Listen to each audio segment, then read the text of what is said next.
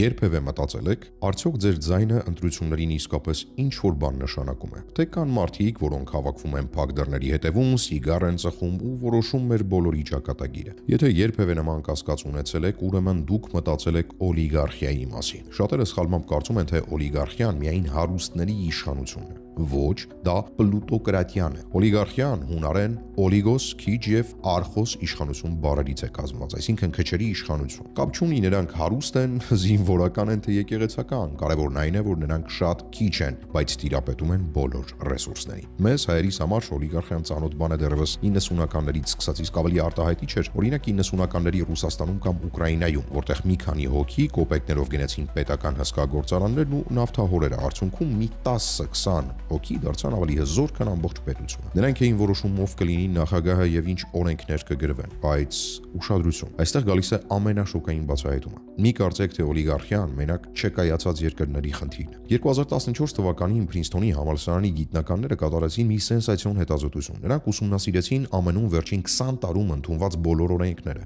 Եվ գիտեք ինչ պարզվեց։ Պարզվեց, որ սովորական քաղաքացիությունը զրոյական ազդեցություն ունի օրենքի ընդունման վրա Ամերիկայում։ Օրենքն ընդունվում է միայն այն դեպքում, երբ դա ուզում են տնտեսական գիգանտները, էլիտան, վերին 1%-ը։ Գիտնականները ուղիղ տեքստով հայտարարեցին. Ամերիկան փաստացի գործում է որպես օլիգարխիա, ոչ թե դեմոկրատիա։ Օլիգարխիայի վտանգը, գիտեք որն է, այն անտեսանելի է։ Դուք կարող եք ունենալ ընտրություններ, պարլամենտ, սահմանադրություն, բայց իրական որոշումները կայացվեն մի նեղ խմբի կողմից գոլֆի դաշտում կամ թանկարժեք ռեստորանում թվանոց դելիկատեսներ համտեսելիս։ Եվ ամենավատն այն է, որ այդ խմբակը ոչ մի պատասխանատվություն չի կրում իրավիճակի համար։ Եթե երկիրը հանկարծ քանդվի, նրանք պարզապես իրենց կապիտալը կտեղափոխեն ուրիշ երկիր։ Որևէ պարտավորվածություն չկա։ Ասել է թե սրանք ուղղակի տզրուկներ են, որոնք ծծում են երկրի արյունն ու թողնում են այն, երբ արյունը քանդվում է վերջնականապես։ Հին հույն փիլիսոփա Արիստոտելը ասում էր, որ օլիգարխիան կառավարման այլասերված ձևն է, որովհետև այդ քչերը մտածում են միայն իրենց գրպանի, ոչ թե հանրային շահի մասին։ Հիմա անկեղծ պատասխանեք մի հարցի։ Ըստ ձեզ Հայաստանում որոշումները կայացվում են ժողովրդի կողմից, թե դեռ կան անտեսանելի խմբակներ, որոնք ազդում են կյանքի բոլոր ոլորտների վրա։